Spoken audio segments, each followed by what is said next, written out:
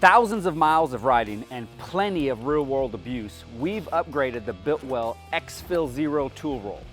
This one has been all over Alaska and Mexico, so it's pretty beat up, but it's still working hard. We've found that these clear ripstop pockets were way more durable for holding sockets and small parts. All of the zippers are oversized for easy use. We added a new flap to the bottom that's great for pliers or wire cutters. The top flap now has a zippered compartment for small stuff.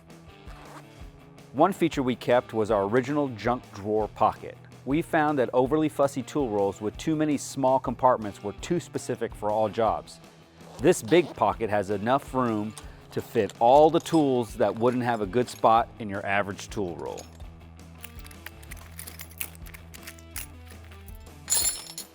The EXFIL-0 lays flat at 18 by 24 inches. The EXFIL-0 folds up easily. The adjustable strap helps cinch the bag tight to keep it compact.